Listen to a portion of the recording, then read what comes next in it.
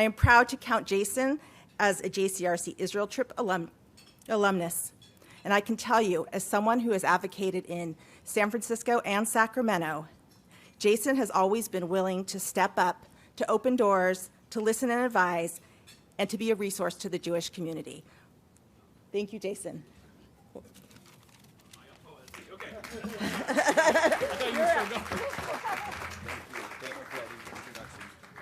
Okay, so everybody has to be out of here by 1 because you're going to be late for legislators and staff, and we can't have that. So I'm going to be brief, or I'm going to attempt to be brief.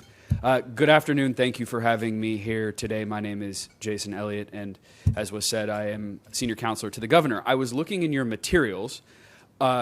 Liaison to the Jewish community, I think that title was bestowed upon me today. It is the first time I've actually ever seen that in writing, so thank you for that. I will gratefully and humbly accept that title. So thank you for having me. And look, I think I'm before you today as a proud Jewish member of the Newsom administration, but probably because when my good friend and former colleague Joey Freeman left to go work in politics in Los Angeles, I stepped up to work on behalf of the governor with the Holocaust and Genocide, Governor's Holocaust and Genocide Council. And in that role, I do whatever Anita Friedman tells me to do, and within 24 hours of being told by Anita to do it. But I think it's opened up a window, and I was saying to some people earlier, it's opened up a window into advocacy on Jewish policy and political issues that I never really focused on as a portfolio before, and it's been an inspiring sort of journey to meet all of you, to hear about the priorities that you have. And, you know, and on Friday, we're going to put out our May revision. You all want to know what's in there. And I think it's been important to hear from the organization, some of which are represented in this room, of where you want to see money spent. And, you know, I can't say too much more, but I'll say some of the needs will be met, not everything, but we were able to, I think, put some significant funding into some of the key priorities that various Jewish organizations have brought forward in the last couple of weeks. So I'm excited for what we're able to do there. And of course, that's the beginning of a conversation that the legislature will extend and I would imagine put more money into. So let's talk again on Friday afternoon and I'll tell you everything that's in that budget. But I think maybe as you're going, I don't know, we're going to have a meeting, but if you're going to meet with other legislators and staff members, you know, I would sort of just say this.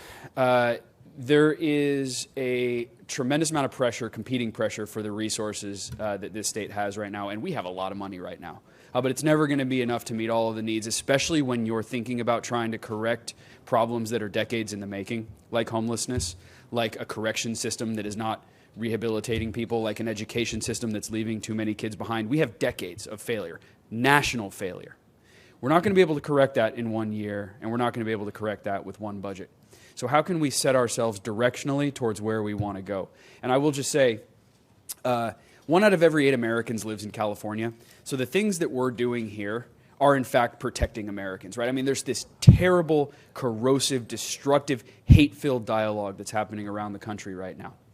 Pick a state and pick some abhorrent thing they're doing to trans kids, to women, to minorities, to immigrants. But in California, we're doing a much better job of it.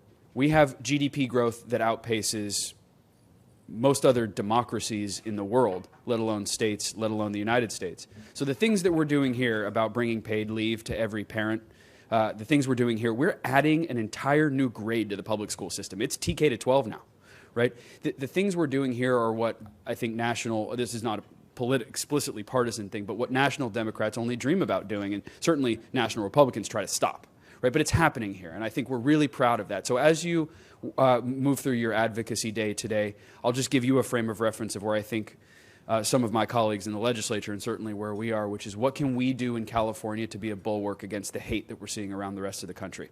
We're not going to fix everything overnight, but damn it, we can make a difference, and I think we are. And so that's the spirit I would leave you with. We're in an optimistic place right now about the change that we're making in California and what it can mean for the rest of the United States. And it's depressing to listen to the news in the morning or to watch TV at night and see what's happening around the rest of the country, but it's not happening here in California, not so long as we're at the wheel. So thank you very much for your time. Thank you for having me here today. Good luck in your lobbying, and I look forward to the continued engagement in the years to come. Thanks very much.